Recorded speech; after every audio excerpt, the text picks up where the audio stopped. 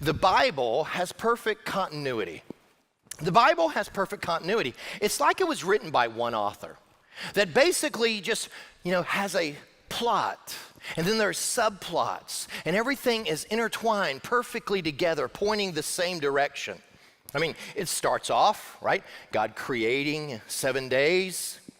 And then at the end of Revelation, you have, God destroying in 7, bowls of wrath.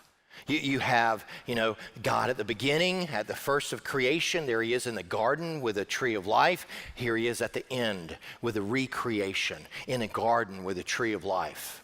I mean, there's a lot of events that happen at the beginning that make no sense until the end of the story.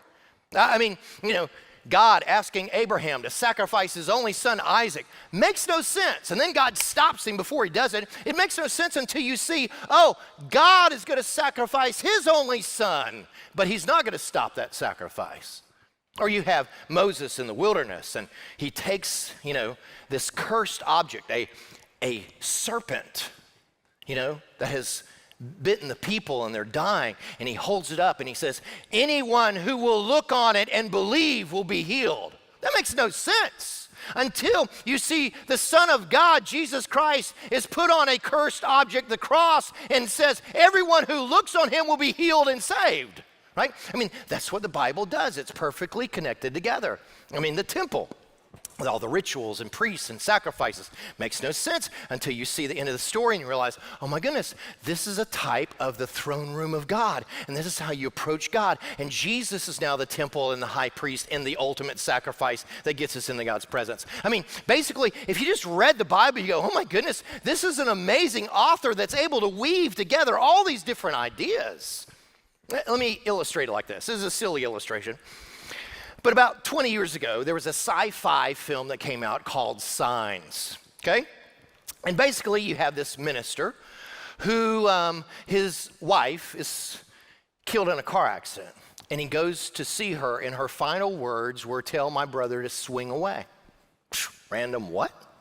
And then he has these really strange things happening in his home. He's got a son who's asthmatic, who's always in an inhaler because he's always having a hard time breathing. And then he has a daughter who basically has this obsession with drinking a little bit of water and then just leaving half-filled water glasses all around the house. And none of that makes sense until the alien shows up. And the alien grabs the boy and is going to snatch the boy. And the way that they do that is they poison their victims. And so there he is trying to poison the boy and capture him. But guess what? It doesn't work because he's asthmatic and he can't breathe it in. And then what happens? The dad says to his worthless son-in-law that's not good at anything except swinging a bat, grab the bat and swing away. And so he's swinging away and beating on this alien, and the alien starts backing up into all these, half-filled water glasses that spill on him, and they start to burn him and they kill him. And you didn't know any of that until the very end. All these random things, and suddenly that's how they were saved from the aliens. Now you read that and you go, well, that was pretty unique the way they weaved all that together, and it came together at the very end like that. Well, can I tell you the Bible does much more than that? Let me show you a visual picture of the Bible.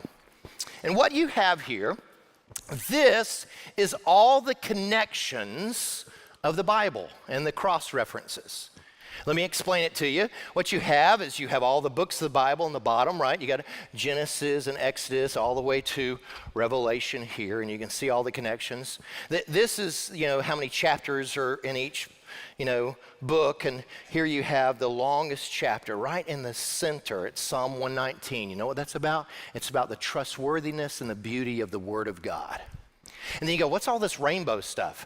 Those are all the connections and the hyperlinks, Jordan Peterson says that the Bible is the first hyperlinked book before the internet. All these connections.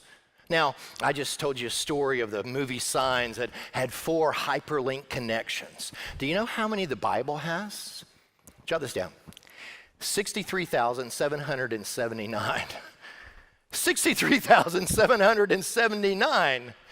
And you go, oh my goodness, just knowing that goes, what a master author created this book. Yeah. But here's the thing. This book was written by 40 different authors over 1,500 years on several continents, in 3 languages, Hebrew, Greek, and Aramaic. I mean, it was written by fishermen and soldiers and physicians and kings and scribes and prophets and farmers and slaves. And yet it all perfectly weaves together with one big story pointing to one big person, which is Jesus Christ. Now, let me ask you, how did that just happen? I'll tell you. You go, wow, it must have had a major, amazing general editor. Yeah, it did. God did this. That's the only explanation for this. Again, folks, you will not find any other book in human history like this.